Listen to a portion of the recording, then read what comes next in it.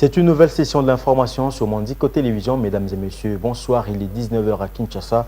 Tout de suite, le sommaire.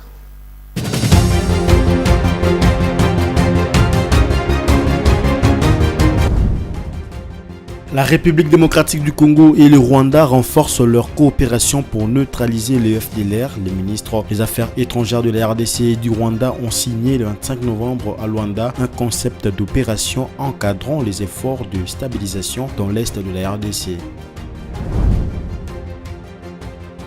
La RDC bénéficie d'un appui non négligeable de l'Agence des États-Unis pour le développement international USAID pour lutter contre la variole du singe Mpox. Pour faire connaître la nature et la portée de cette aide auprès du public, cette agence a organisé le mardi 26 novembre à Kinshasa une session de questions-réponses avec les journalistes.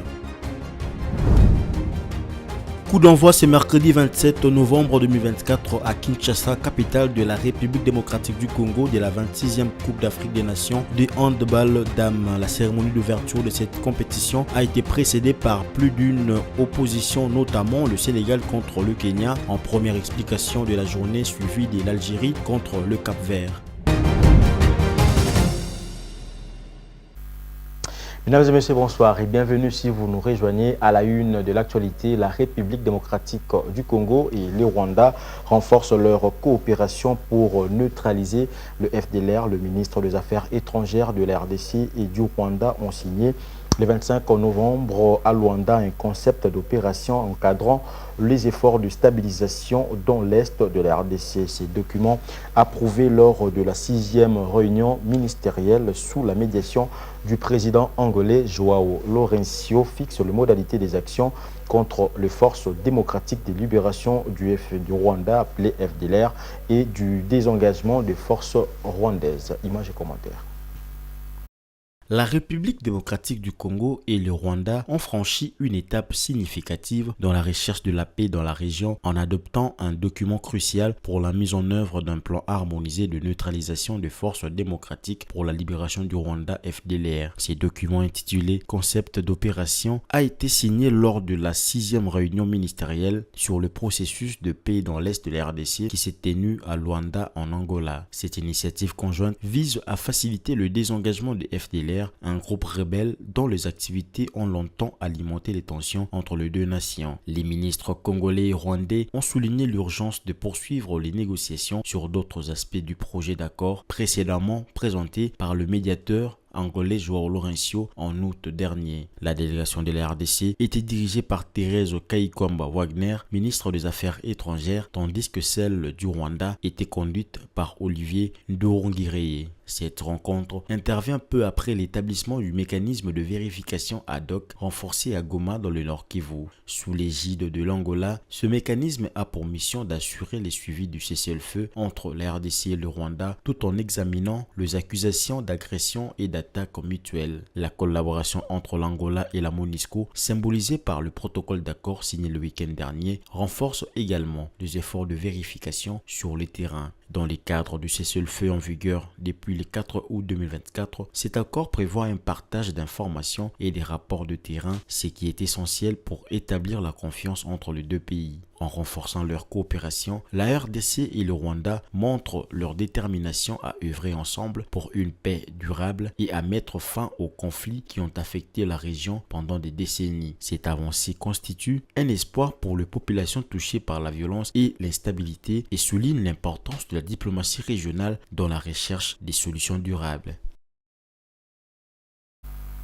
Dans l'actualité également, vous le savez, le président de la République, Félix Tshisekedi, séjourne depuis le mardi 26 novembre à Kalemi, chef-lieu de la province du Tanganyika, pour une visite de 4 jours dans le cadre de sa poursuite de la tournée dans l'espace Grand Katanga, de l'aéroport jusqu'au terrain dit Mayendeleo, lieu choisi pour son meeting. Le chef de l'État a été accueilli chaleureusement par la population qui est restée mobilisée malgré une forte pluie qui s'est abattue sur la ville. Suivez.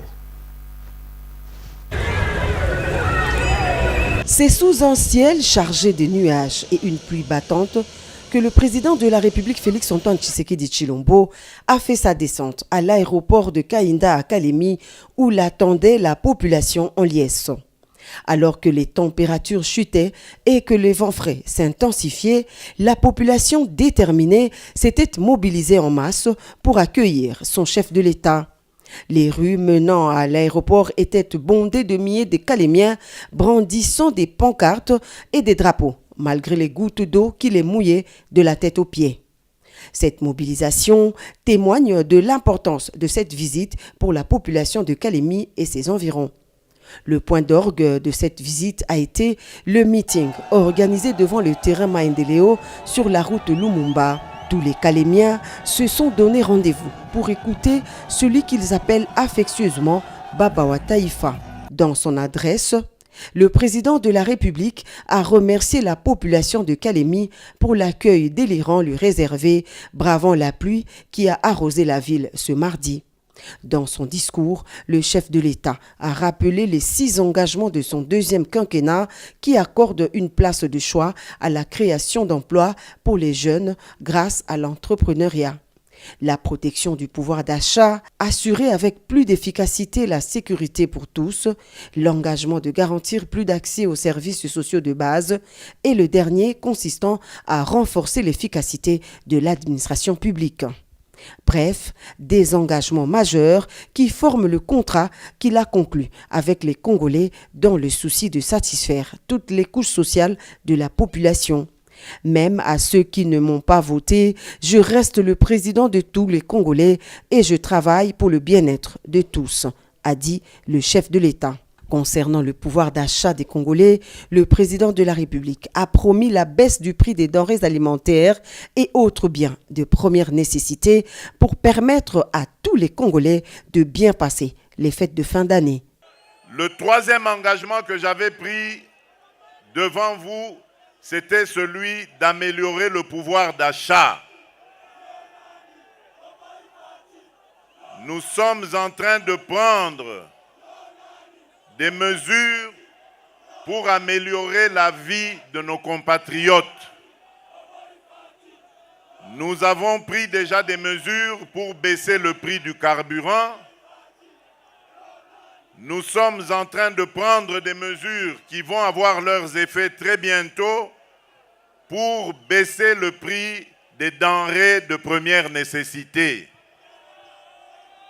Et je peux vous dire que tout est fait, tout est pris en compte pour que vous puissiez passer d'agréables fêtes de fin d'année.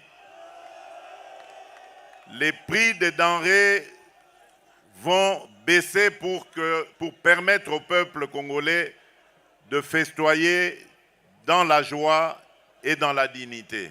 Soyez très vigilants parce que Tanganyika, l'une des provinces de l'ex-Grand Katanga, est également visée par les ennemis de la RDC à cause de la richesse de son sous-sol, a dit le président de la République à la jeunesse de Calémie. Dans son itinérance, le président de la République a promis de passer 4 jours à Calémie à l'écoute de toutes les couches de la population locale de la province. Pour clore son speech, Félix-Antoine Tshisekedi Tshilombo est revenu sur sa position au sujet de la révision ou du changement de la Constitution. J'ai déjà donné ma position, je vous fais confiance parce que je sais que vous êtes un peuple mature.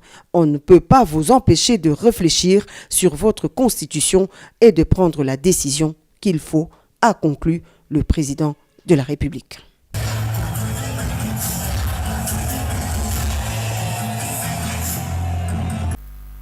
A noter également que le président de la République démocratique du Congo, Félix Tshisekedi, a ouvert ce mercredi 27 novembre 2024 à Calémie ou dans la province du Tanganyika où il séjourne la 11e session de la conférence du gouverneur des provinces. Nous y reviendrons avec force et détails dans nos prochaines éditions.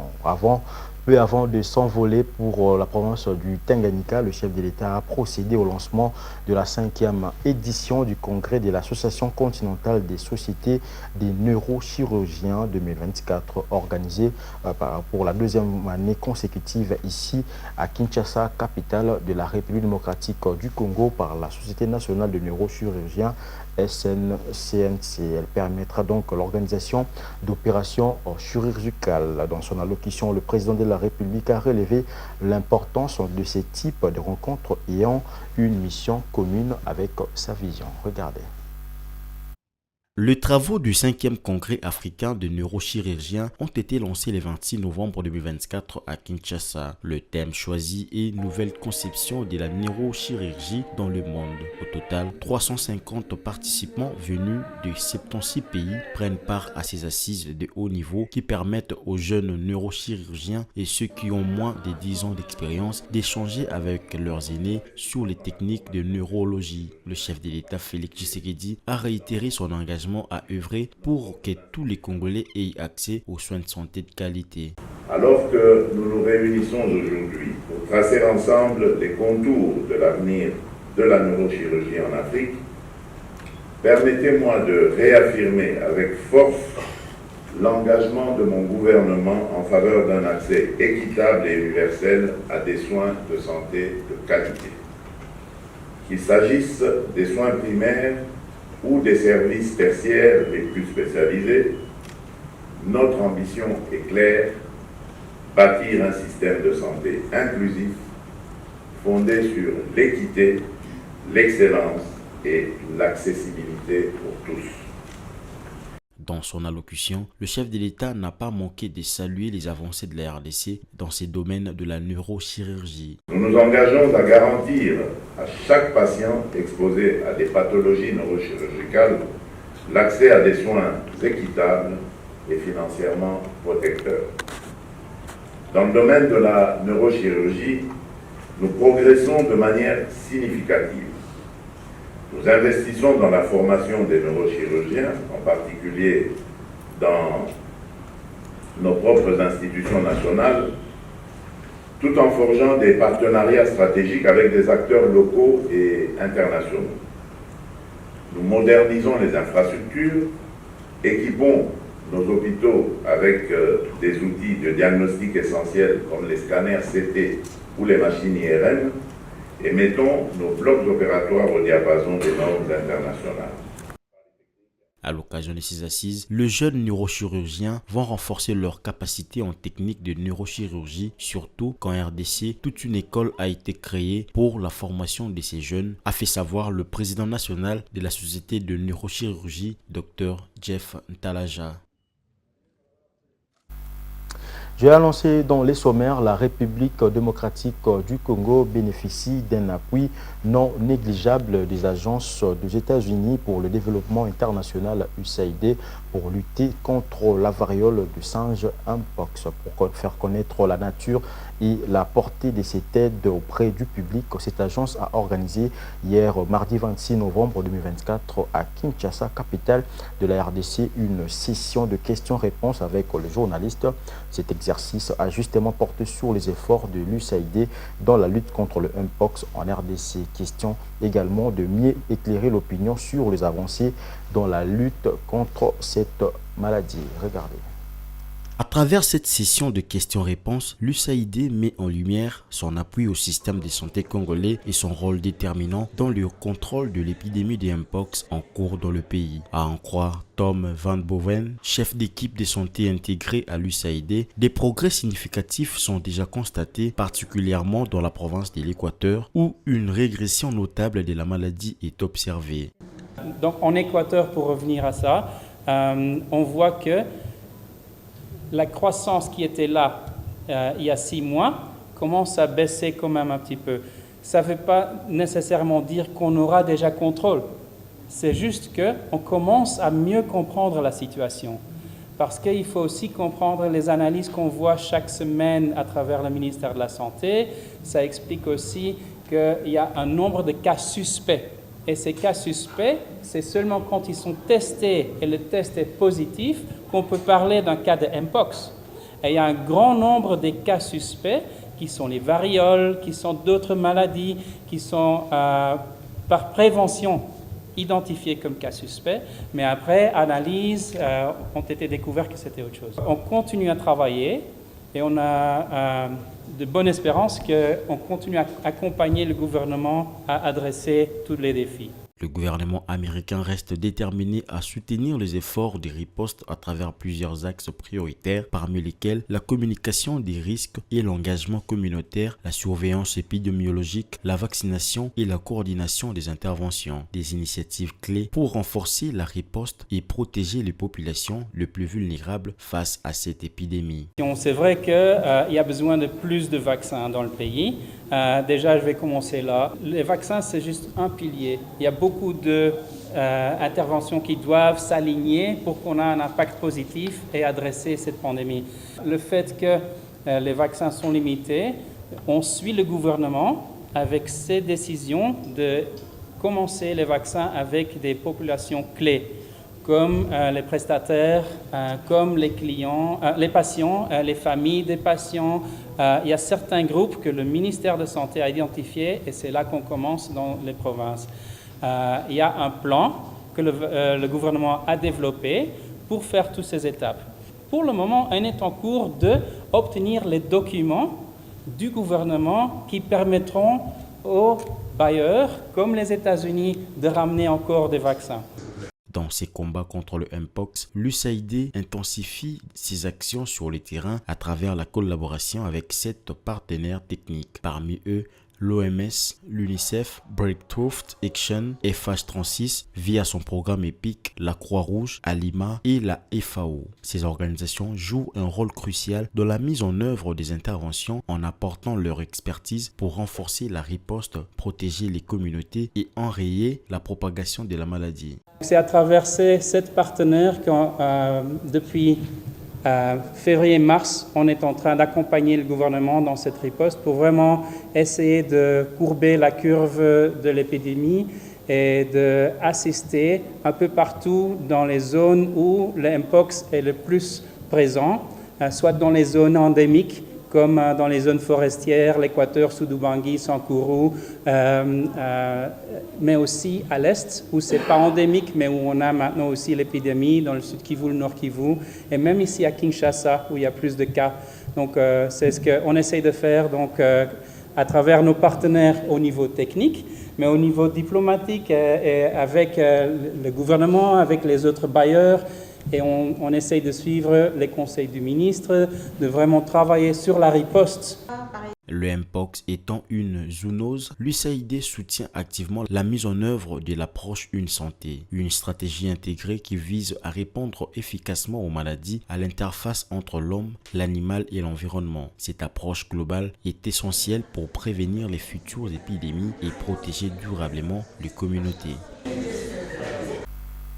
Parlons à présent de la diplomatie parlementaire. La délégation de l'Assemblée nationale de la République démocratique du Congo est arrivée hier mardi 26 novembre au Caire, capitale de la République arabe d'Égypte, pour une mission officielle de 4 jours. Conduite par le président de l'Assemblée nationale, Vital Kamerhe, elle a été accueillie à l'aéroport international du Caire par le secrétaire général de la Chambre de représentants égyptienne, Ahmed Ezzat Mana, et l'ambassadeur de la République démocratique du Congo en Égypte, Jean-Baptiste Kassongo Moussenga. Images et commentaires.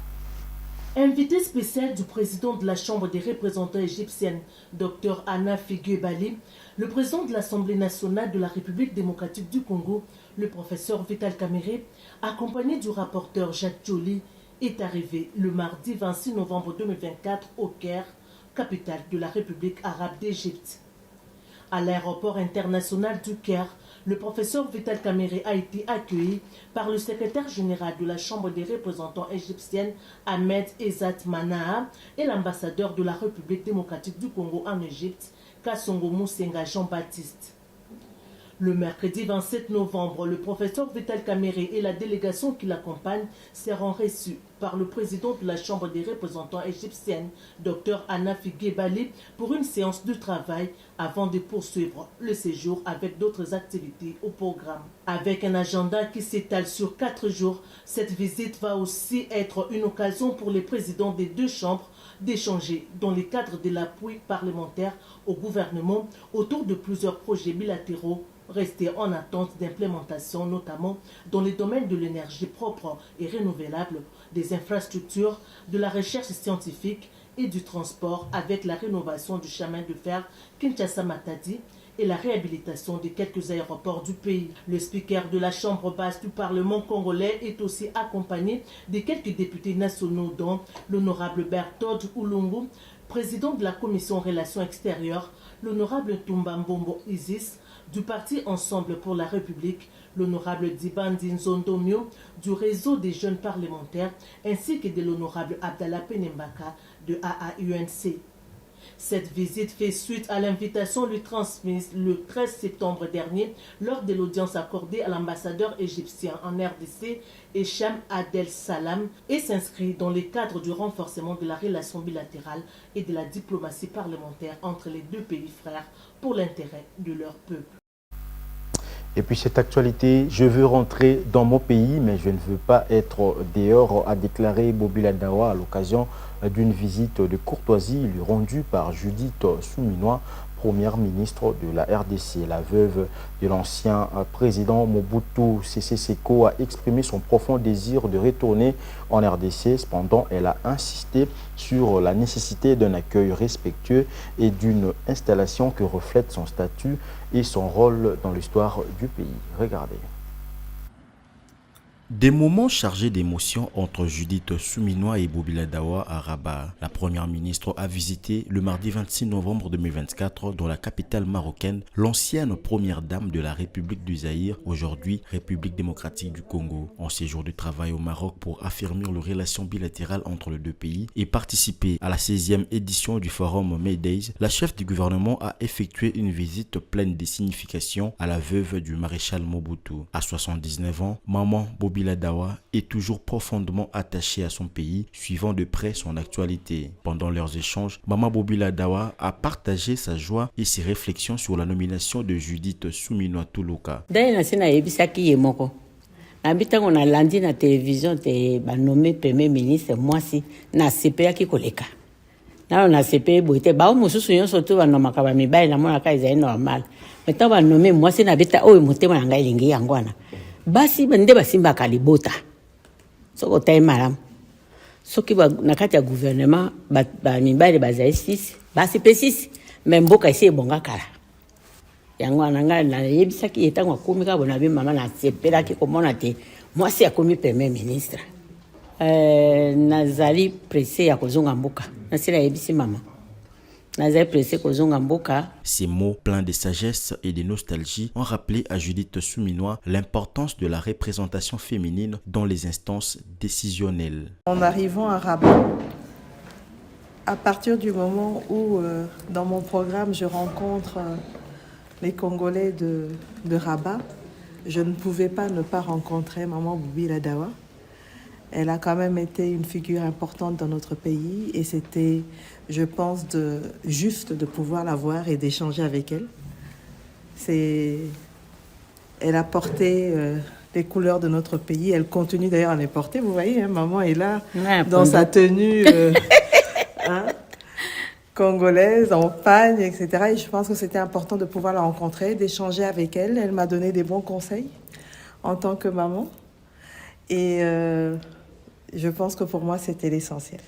Cette rencontre entre Judith Suminwa Tuluka et Maman Bobila Dawa n'était pas seulement une simple visite, mais un symbole puissant de la continuité et de l'héritage des femmes leaders en République démocratique du Congo. Elle évoque le chemin parcouru et les défis à venir, tout en soulignant l'importance de l'entraide et du soutien entre femmes. Alors que Judith Suminwa Tuluka continue son travail pour renforcer les relations entre la RDC et le Maroc, elle porte avec elle les enseignements et les encouragements de Maman Bobi, un phare d'espoir et de détermination pour toutes les femmes qui aspirent à changer le monde. Dans cette belle rencontre, l'émotion a régné, marquant un moment inoubliable pour les deux femmes, mais aussi pour l'avenir de leur pays.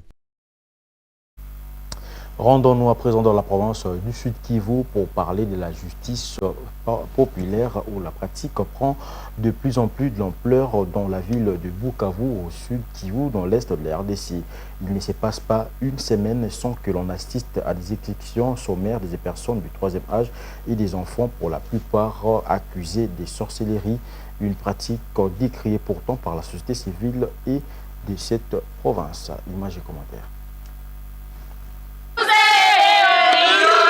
foule hétéroclite, composé en majorité des quinquagénaires, voire plus scandant, des chants de compassion à l'endroit de victimes de la justice populaire, a pris d'assaut les rues de la ville de Bukavu, dans l'est de la République démocratique du Congo. C'est de cette manière que cette catégorie de la population entend exprimer son indignation sur le cas de la justice populaire dont elle est victime. À ces jours, plus de 100 personnes, vieillards comme enfants, ont été tués sous le coup de la justice populaire, accusées de sorcellerie selon la société civile locale. Au Sud Kivu, la population met fin à la vie des personnes qui pourtant sont le plus souvent innocentes. Face à cette pratique contre le droit de l'homme, des voix s'élèvent pour les dénoncer. C'est le cas de Marie-Thérèse Mapenzi, directrice du centre Olam.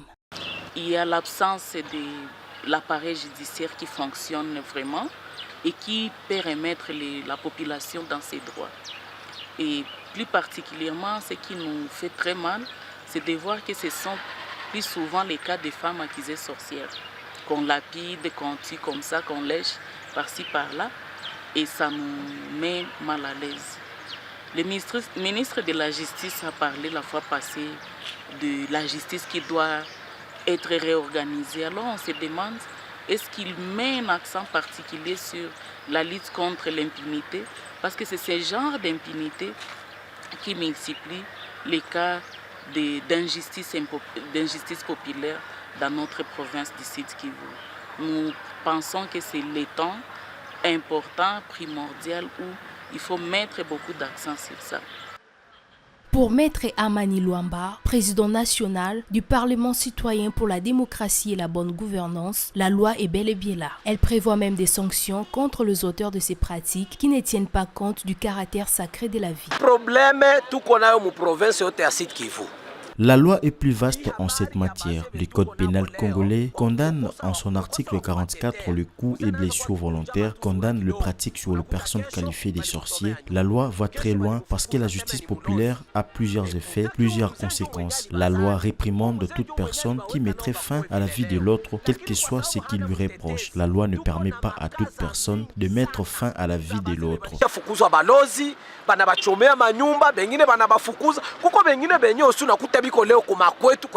Au sein de la population, l'indignation est au comble. Nombreux sont ceux qui conçoivent très mal le fait de maltraiter, voire exécuter les personnes âgées. Floribert Bissimois, 62 ans, plaide pour une justice équitable en faveur de cette frange de la population, souvent accusée à tort. Ces personnes du troisième âge, ainsi que les enfants dits sorciers, ne comptent que sur le pouvoir public pour leur protection.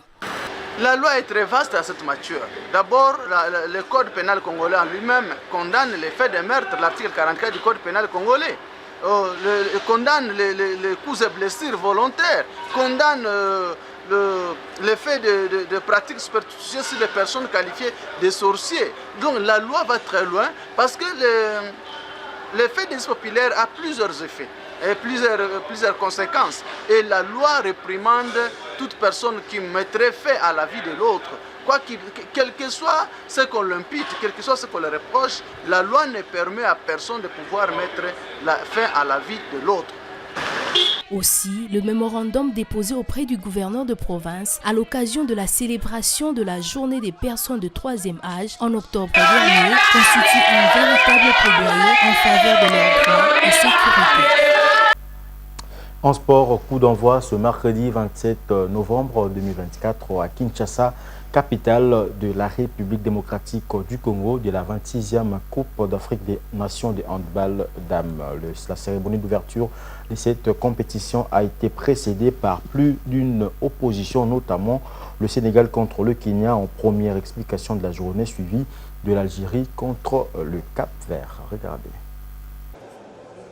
La rencontre entre le Sénégal et le Kenya est la première à lancer la 26e Coupe d'Afrique des Nations de handball au gymnase du stade de Martyrs de Kinshasa. Un match inaugural qui s'est pratiquement joué à sens unique puisque le Kenya n'a pas fait le poids devant le Sénégal qui l'a largement dominé par un score de 39-9. Premier match, première victoire, il n'y avait pas mieux pour bien démarrer cette compétition, a déclaré Kamara Dungu, une joueuse du Sénégal. On s'était dit aujourd'hui il fallait avoir une bonne entrée dans la compétition, c'est très important pour le moral et pour l'état d'esprit. ça fait que augmenter, on va dire, cet état d'esprit qui va faire qu'augmenter au fur et à mesure des matchs. Donc c'était très important qu'aujourd'hui on entame de la plus belle des manières. Quoi battu d'entrée, Mashuma Dorothy du Kenya reste tout de même optimiste quant à la suite de cette compétition. Today, we've played against Senegal and I didn't expect the results because the game was a bit tough, but we tried our best. Yeah, that is it. I think we are going to do our best because today was our first match and it has been a bit challenging, but the next match we are going to do better. Au-delà de cette compétition, Kinshasa a réservé un accueil chaleureux à ses hôtes. En témoigne Kamara Dungu, la joueuse du Sénégal. Pour le moment, ça va. Voilà, on est venu nous chercher à l'aéroport, tout s'est très bien passé. Il n'y a pas eu de soucis en particulier, on est très bien logés. Rien à dire pour le moment. L'organisation au niveau du gymnase, tout se passe bien. Un peu trop de pression, mais ça va. La deuxième opposition de la journée s'est soldée par la victoire de l'Algérie sur le Cap-Vert, une opposition qui a pris une autre tournure, le 11-6 à la mi-temps, à l'avantage des Algériennes, quoique secouées en seconde période. Déterminées à refaire leur retard au marquoir en seconde période, les Cap-Verdiennes ont mis une forte pression. Malheureusement, elles ont buté sur la gardienne de l'Algérie, vigilante devant sa cage. Au coup de sifflet final, c'est donc une défaite 16-20 du Cap-Vert, justifiée notamment par de fautes techniques, a déclaré Myriam Malmeda. Je crois qu'on a compris qu'est-ce que le entraîneur a dit, mais on a fait un petit peu de fautes techniques, mais je crois que c'est le nerveux de match. Mais je crois qu'on a fait un bon match, raisonnable, mais on a fait un petit peu de fautes techniques. J'espère que le prochain match, on fait beaucoup mieux qu'on a fait aujourd'hui. Il faut oublier le match d'aujourd'hui parce que demain, il y a autre match. Une victoire d'entre eux, une bonne entame de la compétition, quoique compliquée au début, explique Camélia de l'Algérie. Ouais, tout à fait. On a fait une entame de match un peu compliquée, mais on est hyper contente de commencer la compétition comme ça. C'est le premier match, donc on commence bien. Ouais, totalement, hein, c'est l'objectif. On n'est pas venu pour faire figuration, on essaye d'avoir le maximum de victoires et aller le plus loin possible. Cette première journée s'est poursuivie avec un troisième match de la journée qui a vu le Cameroun l'emporter 32-26 sur la Guinée.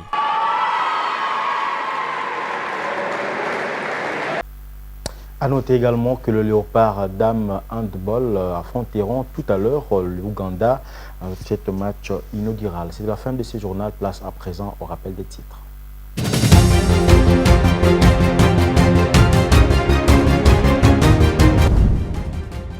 La République démocratique du Congo et le Rwanda renforcent leur coopération pour neutraliser les FDLR. Les ministres des Affaires étrangères de la RDC et du Rwanda ont signé le 25 novembre à Luanda un concept d'opération encadrant les efforts de stabilisation dans l'est de la RDC. La RDC bénéficie d'un appui non négligeable de l'Agence des États-Unis pour le développement international USAID pour lutter contre la variole du singe Mpox. Pour faire connaître la nature et la portée de cette aide auprès du public, cette agence a organisé le mardi 26 novembre à Kinshasa une session de questions-réponses avec les journalistes. Coup d'envoi ce mercredi 27 novembre 2024 à Kinshasa, capitale de la République démocratique du Congo, de la 26e Coupe d'Afrique des Nations de handball dames. La cérémonie d'ouverture de cette compétition a été précédée par plus d'une opposition, notamment le Sénégal contre le Kenya, en première explication de la journée suivie de l'Algérie contre le Cap-Vert. C'était là votre grande édition du journal, mesdames et messieurs. Merci de l'avoir suivi. Excellente suite des programmes sur Mondic Côté Télévision en notre compagnie. Au revoir.